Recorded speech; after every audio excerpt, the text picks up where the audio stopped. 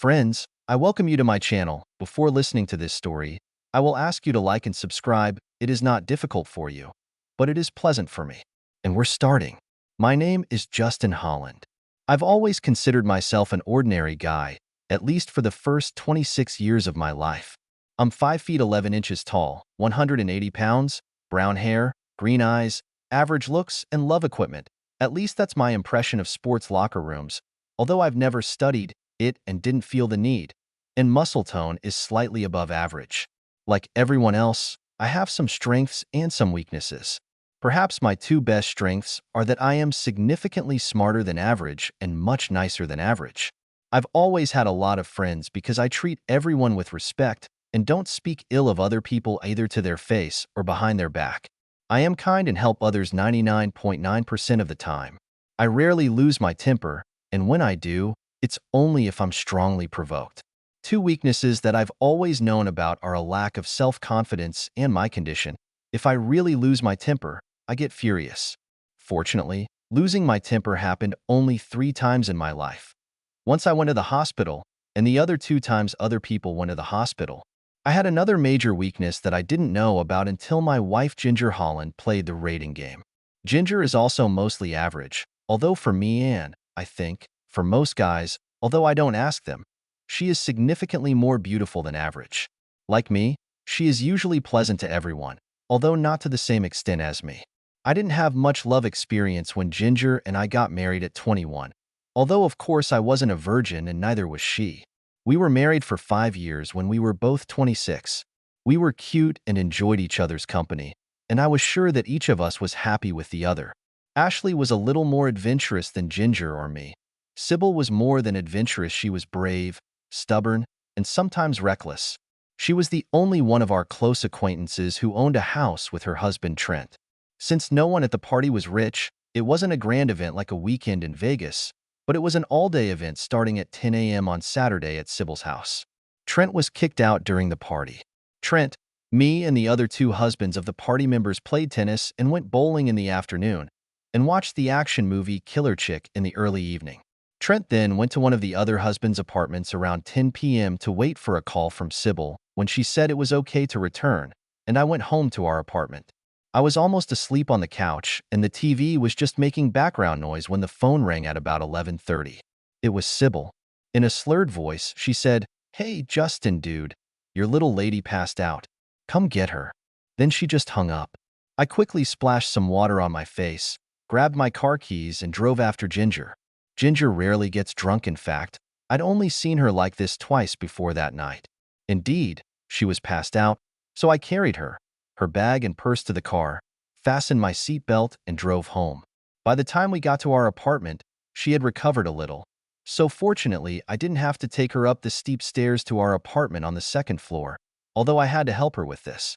She was in a cheerful, playful mood, just like the 2 times I saw her drunk.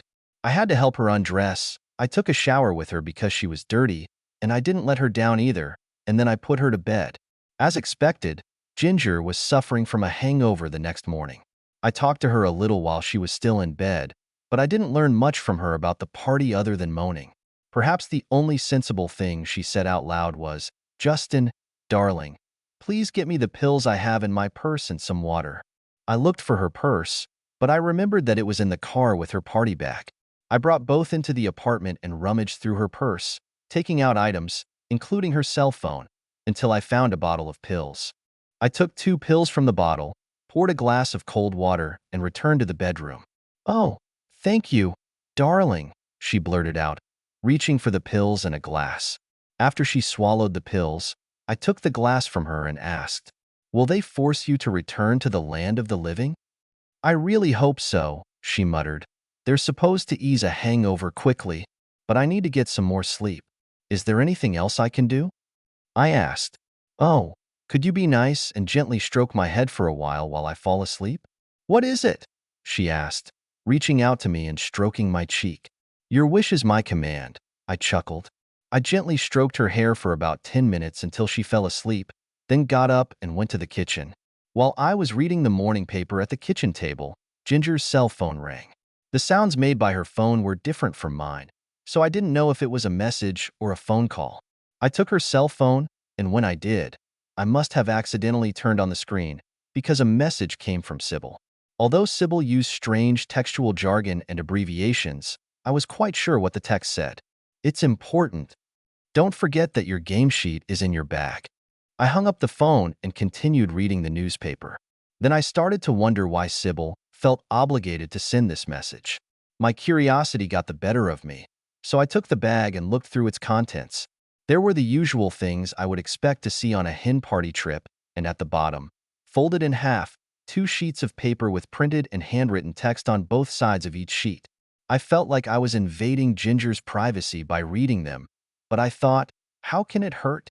If I hadn't read these papers, I might have remained ignorant, dumb, and happy.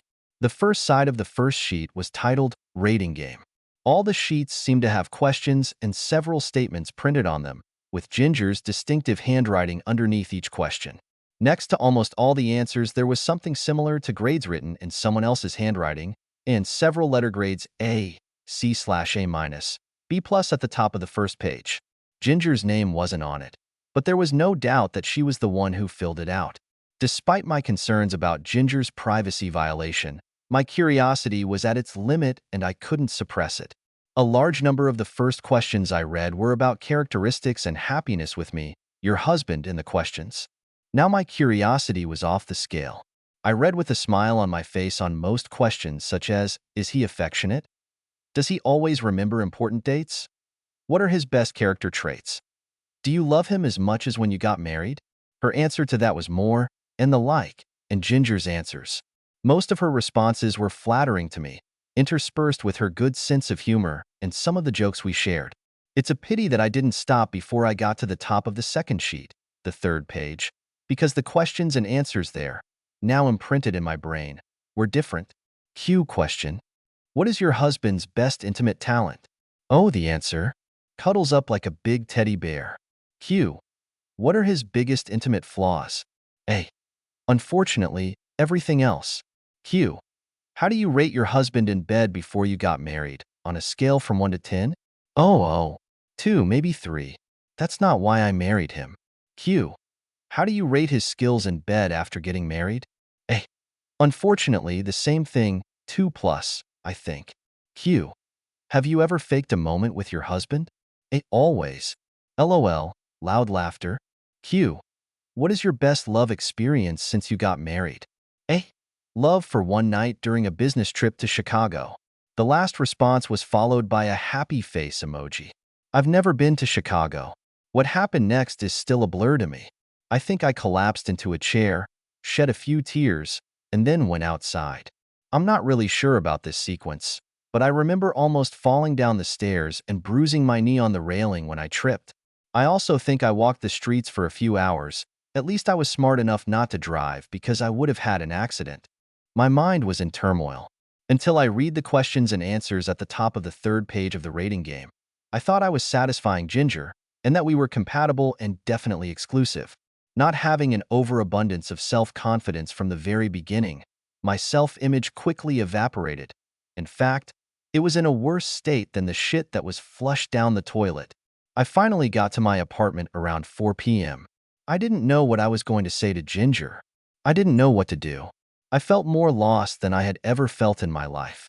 When I entered the apartment, Ginger was in the kitchen. Sybil was with her. I saw Ginger crying, and they both had scared faces. Oh, darling, where have you been? I was so worried, Ginger cried, running up to me and hugging me around the neck. I didn't have any reaction at all. I looked like a statue, my hands at my sides, a constant blank expression on my face. I noticed that there were no signs of a rating game on the kitchen table. I think I'll go, Sybil muttered, and then stormed out with a look of relief on her face. Ginger finally pulled away from me with tears in her eyes. In fact, I was still in a trance. I remember wondering if she would bring up the subject of the 800-pound gorilla in the room or let me. What would you like me to cook for dinner? Asked Ginger, trying to sound cheerful. Whatever you want. If we don't have it, I'll go and buy it. With a still blank expression on my face, I mumbled, Italian sausage with pepper and onion, and then flopped into a chair. The fact that I actually answered the question seemed to cheer her up. Oh, great, honey. I'll go get them right now. And I'll also buy 6 cans of your favorite imported beer, she blurted out. She wiped her face, grabbed the car keys, kissed me on the cheek, and stormed out the door. I'll be right back, she shouted. I asked for Italian sausage because I knew we didn't have it in the house and that it was a reliable choice. As soon as the door closed, I started packing. I made a decision. I just couldn't live a lie. I needed enough clothes for a few nights until I found another place to stay. Once I could sleep on the couch in my office at work, and then find a place where I could stay for a while. I expected that by the time Ginger returned, I would be gone. She was faster than I thought. When she saw that I was closing one suitcase, and the other was already closed and standing near the door, she screamed. "What are you doing, Justin? Why are you packing?" "I think you can understand that," I replied in an empty voice. Her jaw dropped when she heard that, and I guess she felt she had to raise the issue of the 800-pound gorilla. "It was just a stupid game, darling. I was drunk. You saw how shitty I was." "I didn't really mean my answers," she exclaimed. Still without emotion, I looked into her eyes and answered. "Oh, you didn't mean what you said about loving me?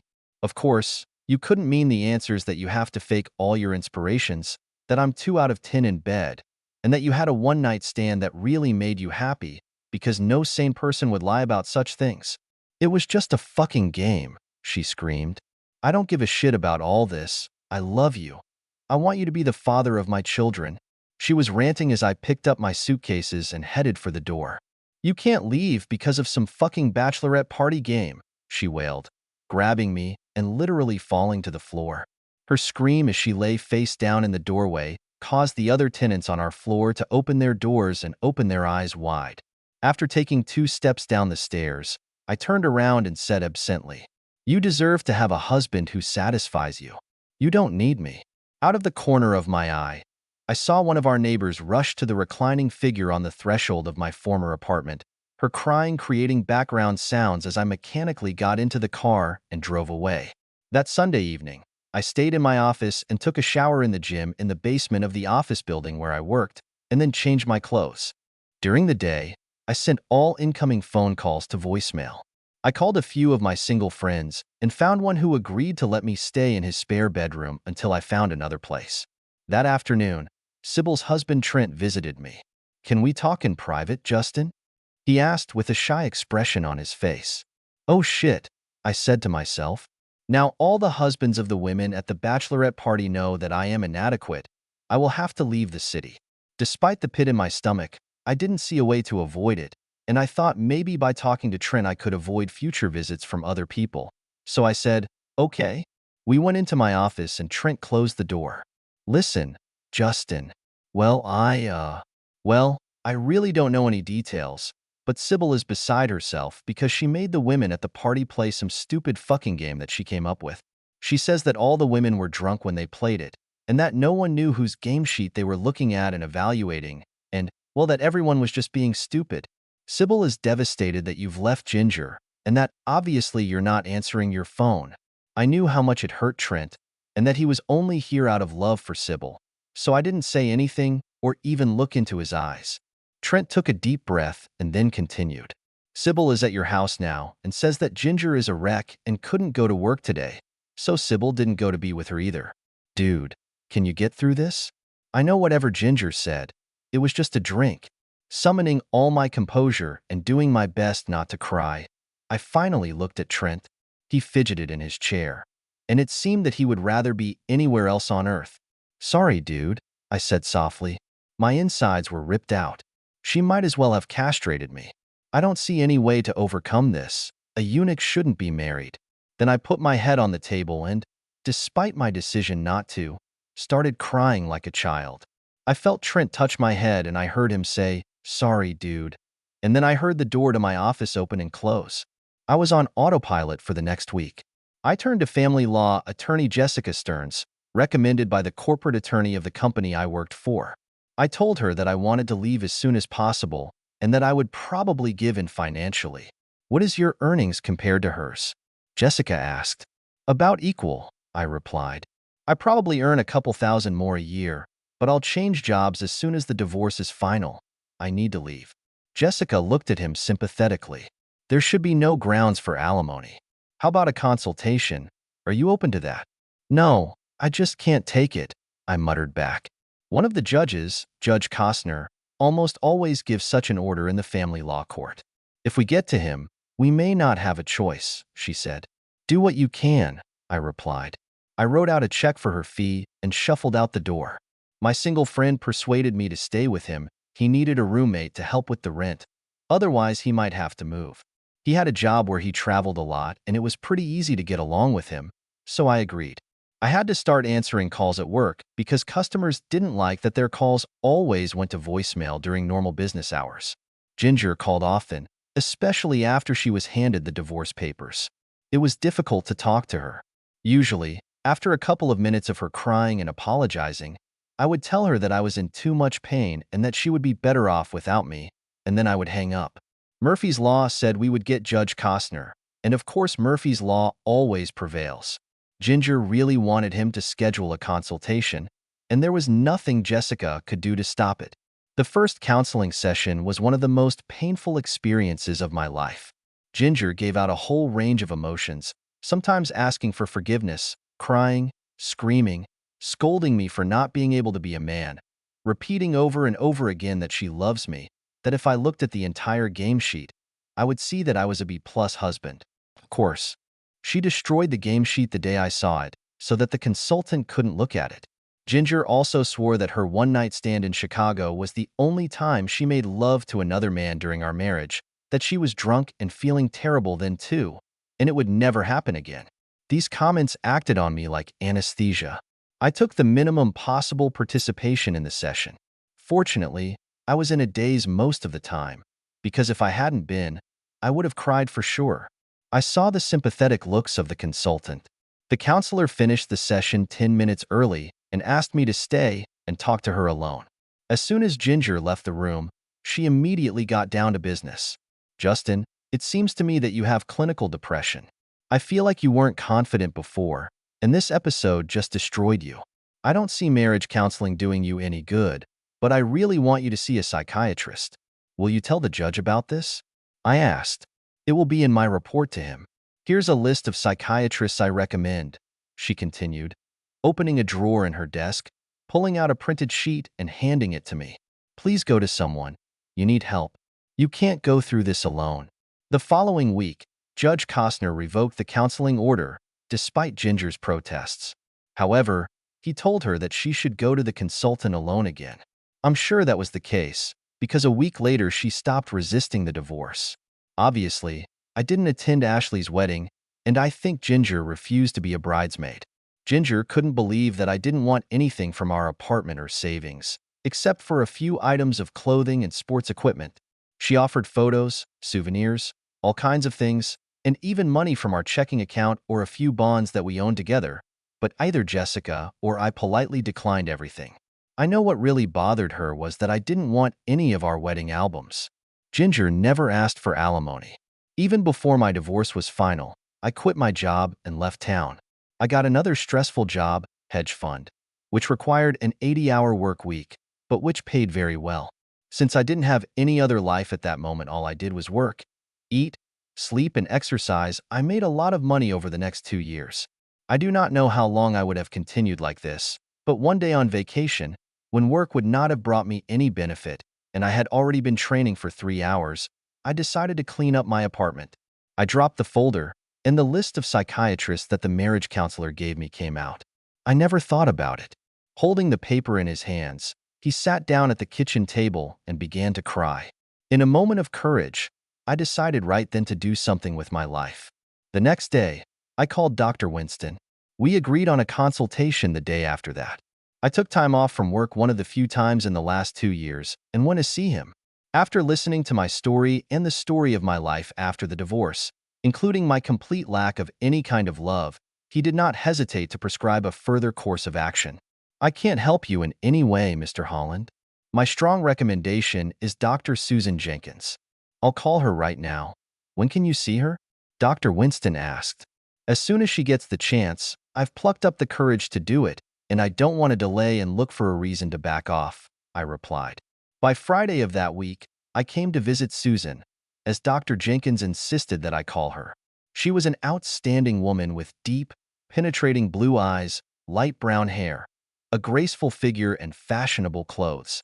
She wore granny glasses, which gave her a stylish rather than senile look. I would estimate her age at 50. She had a written report from Dr. Winston, and she immediately started talking therapy. Despite my misgivings, when I came in, she calmed me down in the first 10 minutes. She told me that the specifics of my situation were unique, which didn't surprise me. Despite the uniqueness of my situation, by the end of my second session, she had a complete plan of action. "I know it's going to work, Justin," she said with a big smile. She got up from her chair, walked over to the sofa where I was sitting, grabbed my hands, pulled me to her, and hugged me. When she opened her arms, she looked into my eyes and said, "I guarantee that within 6 months, all your problems will be left behind." Sorry for being rude or impertinent," I muttered. "But is Nadine a cheater?" Among the many differences, surrogate care is aimed at medical solutions, not love for pleasure, and is limited to a predetermined number of sessions. Prostitution has no licensing requirements and is illegal in most places, whereas surrogates are licensed and legal, Susan replied with a smile. I'm sorry for asking a stupid question," I replied. "It wasn't a stupid question. Many others have the same question. I'm glad you asked that question.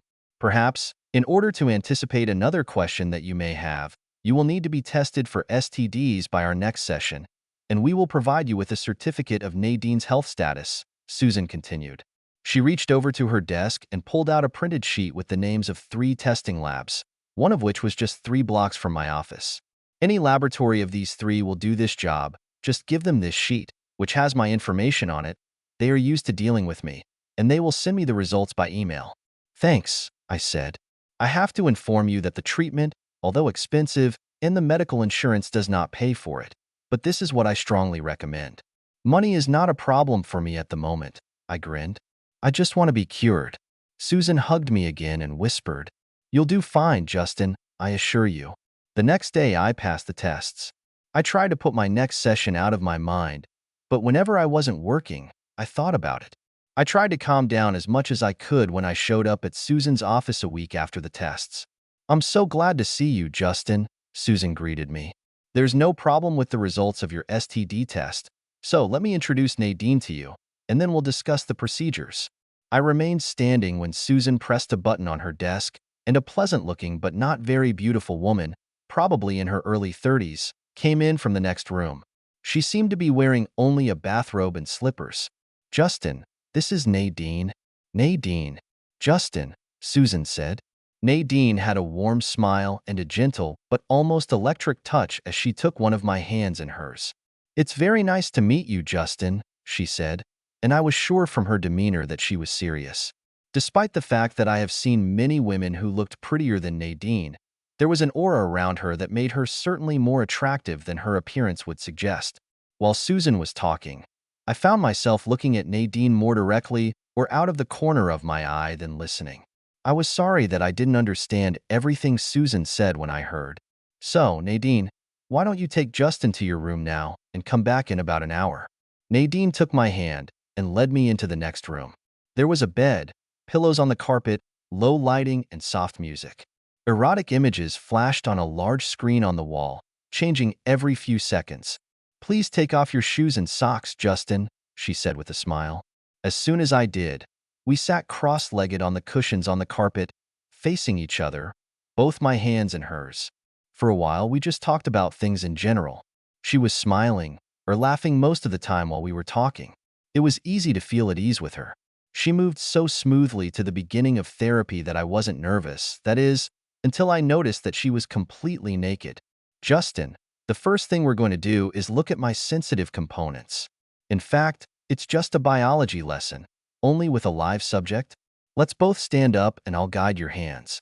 After about a minute, when an expression of pleasure appeared on her face, she said, "Now it's time to show and tell. Are you comfortable, Justin?" "Yes," I gasped rather than said. She came over and sat on the bed by the headboard. The mattress was very hard. She spread her legs and said, "Come and kneel here, Justin, between my legs so you can get a good look." I did as I was told.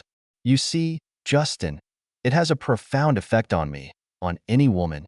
If I keep doing this, I will achieve inspiration. Do you want to see my inspiration? What is it? She asked. Yes. Please, I moaned. When she opened her eyes, she smiled broadly and said, Could you confirm that it was so good, Justin? Could you say that? Of course, I muttered. Would you like to be the one to make me feel so good, Justin? She asked with a serious face. Yes, I would really like to. I finally blurted out. Then we'll discuss it at the next session? She grinned.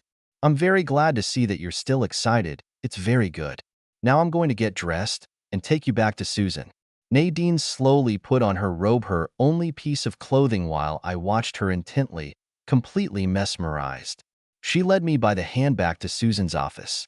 I couldn't believe it when I looked at my watch. A whole hour had passed, although it seemed like only a few minutes had passed. Have you made any progress? Susan asked Nadine. Yes, and very significant, Nadine replied. I think we should give Justin some written information to think about, and we'll continue next week. That sounds great, Susan replied. I'll see you next week, Nadine said with a smile, squeezing my hands. Then she left the room. Do you share Nadine's opinion about significant progress? Susan asked me. I can say that I am very excited about her, and it is impossible to believe that I will not make progress with her, I replied with a smile. Susan and I discussed some more general things.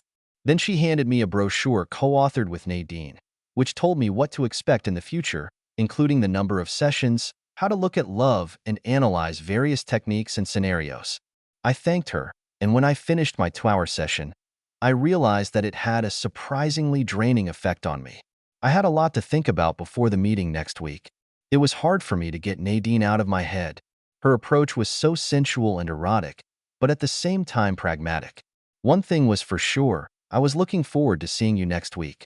While I was happily testing the various techniques that Nadine had taught me, one thought kept creeping into my mind all the time. Perhaps one of the reasons Ginger had such a low opinion of my lovemaking was that I rarely did cunnilingus to her, because I didn't think she liked it all that much, and that's why I didn't do it. The situation with Nadine was completely different. She told me everything, as well as her natural reaction to what I was doing, which was impossible to hide, and she made it very pleasant for me. I did exactly as she asked. Her pleasant tone and alluring body made it easier for me. I really thought I would feel apprehensive, but my excitement overcame my fears.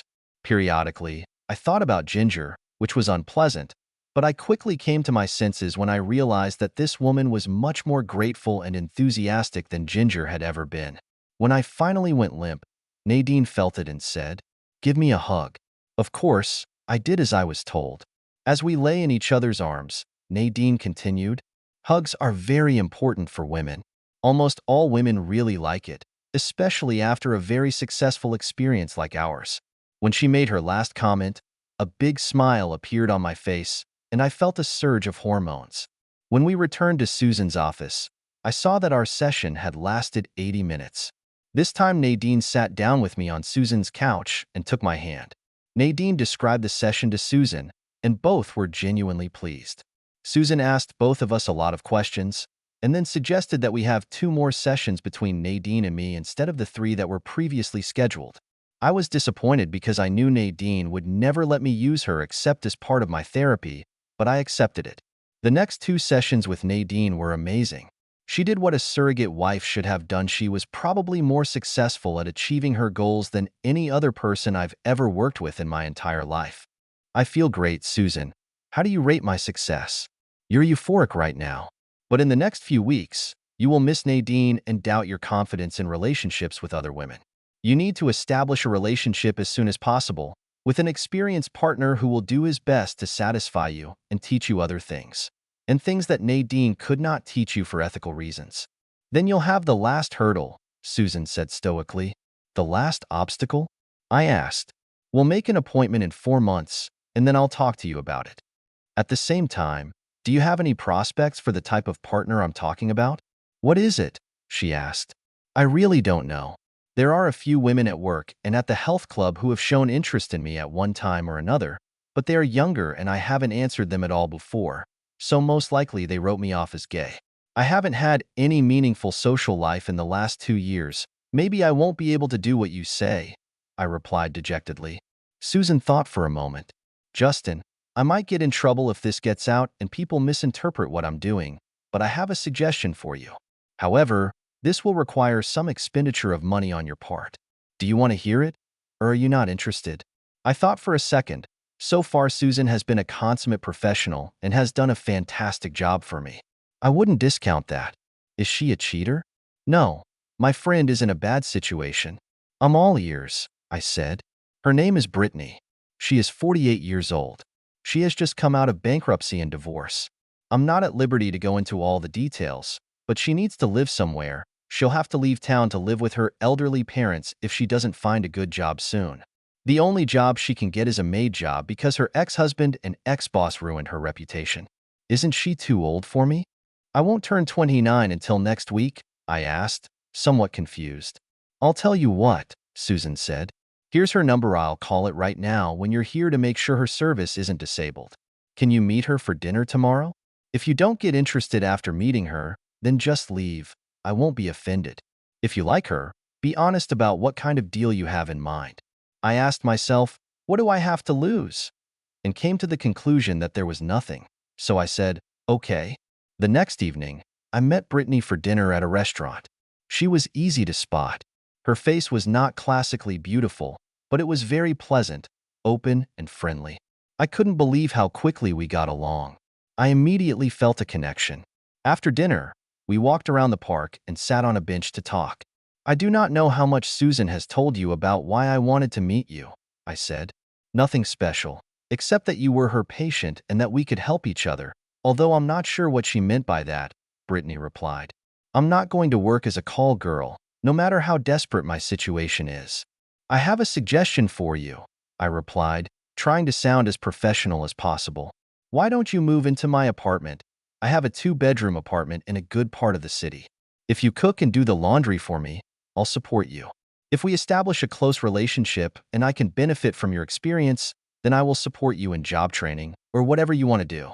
I'll sign a contract with you saying that in exchange for cooking for me, I can't evict you without giving you 6 weeks' notice. Brittany sat there saying nothing for a good 2 minutes. When she finally spoke, she just said, "Good," with a big smile on his face. We shook hands. I helped her move what little she had to my apartment that Saturday after we signed a simple agreement, and we were both smiling. The platonic relationship lasted only 2 days. I really enjoyed her company on Saturday and Sunday, and it was clear that she liked mine too. On Monday, when I came home from work, she was just getting out of the shower, obviously after a daily workout, which explained her toned hips, a feature that cannot be overlooked. She was wearing only a towel. I didn't know you were coming home so early, she said, her eyes wide. I left early to see if I could buy you dinner, but, I said, staring at her as the towel barely covered her crotch. But what? She asked with a grin. I've become as brave as I've ever been in my life. I'd love to eat here with you, I said, licking my lips. Brittany dropped the towel. I significantly reduced my working hours because I really wanted to spend time with Brittany. My job was such that I didn't hurt anyone by working less. I just earned a little less money. But I had plenty of it after 2 years of just working. When I had my next meeting with Susan, she asked me with a sly smile, "So, how are things with Brittany?" "Very, very, very fantastic," I replied with a wide grin. "We are not in love with each other, but we definitely have a mutually satisfying love." Susan smiled. "I talked to Brittany on the phone yesterday. I asked her to honestly rate you as a love partner on a scale from 1 to 10. Do you want to hear her answer?" I wasn't sure, but it was a moment of truth. Yeah. Yes, I want to," I finally replied. 9 most of the time, sometimes 10, and never less than 8.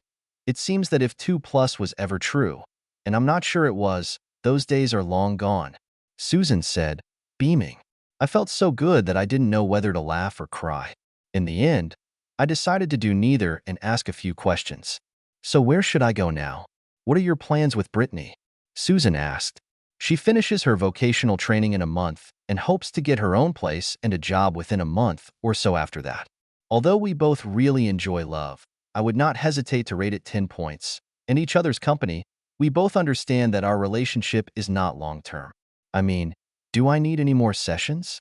No, but there is one last thing if you want to achieve complete, unconditional success, Susan replied. Then she stared into space for a few seconds, rocked back and forth in her chair a couple of times, sighed and looked me straight in the eye. For the last part of your therapy, to make sure you're completely cured, you have to make love to Ginger again. Can you handle it? Susan asked. That was the last thing I expected her to say. Why? I whined as soon as I regained my composure. To exorcise your last demons. I'm not suggesting that you marry her again or have a long-term relationship with her. All I'm suggesting, roughly speaking, is that you fuck her brains out and see for yourself how her reaction has changed. I assure you that there will be no fake moment, but you have to see it for yourself, otherwise there will always be doubts in your mind. Was the only answer I could think of. Think about it. However, you and I are done, and it was very nice to have you as a patient. I can say that I am delighted with the results and wish you all the best in the future, Susan said with a big smile, standing up. Thank you, Susan. You were great. You and Nadine couldn't have been better, I replied, reaching out to shake her hand.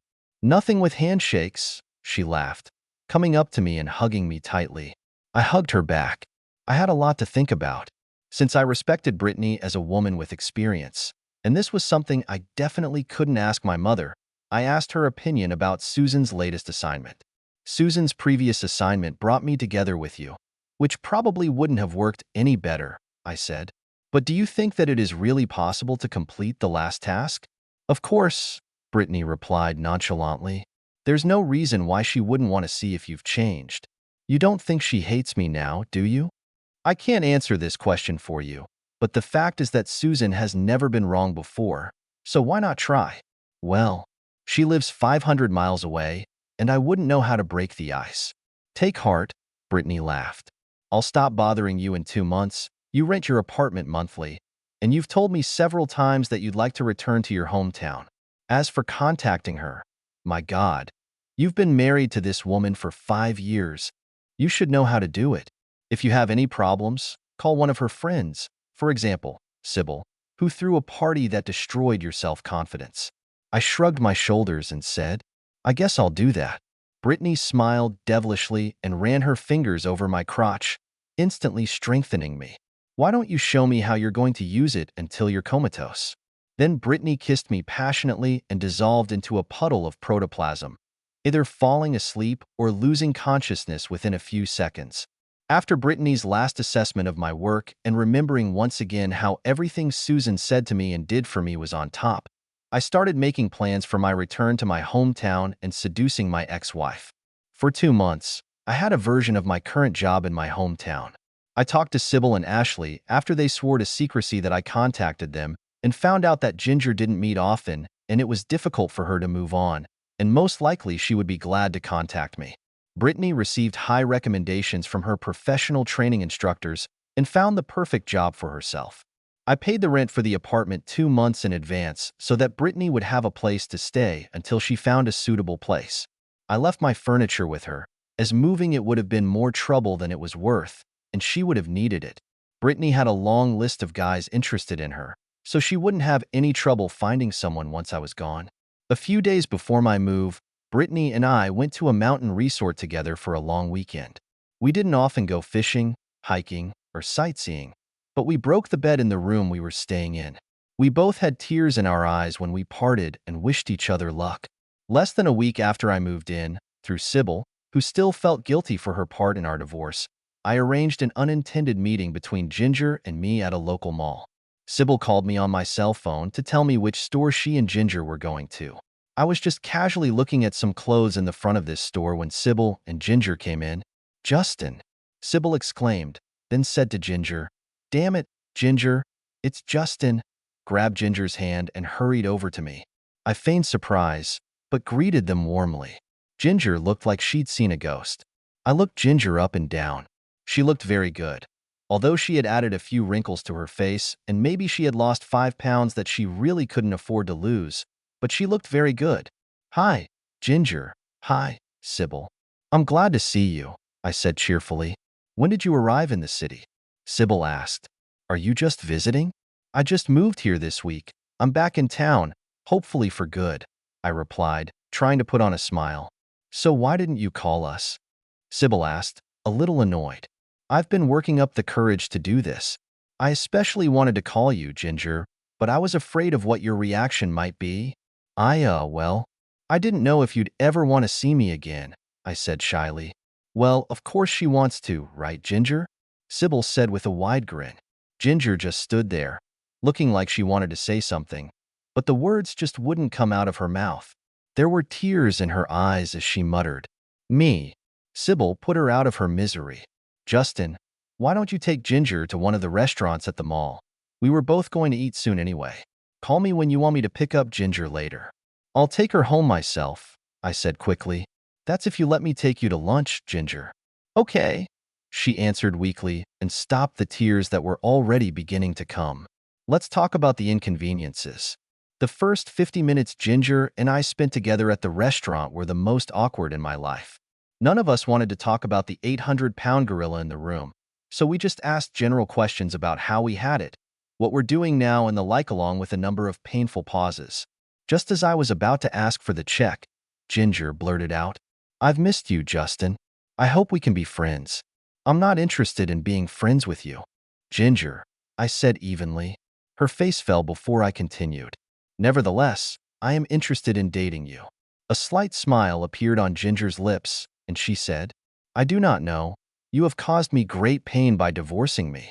I know I'm blushing with anger. Damn, I thought it was you who cheated on me and insulted me in front of your friends. I must have remembered it wrong, right?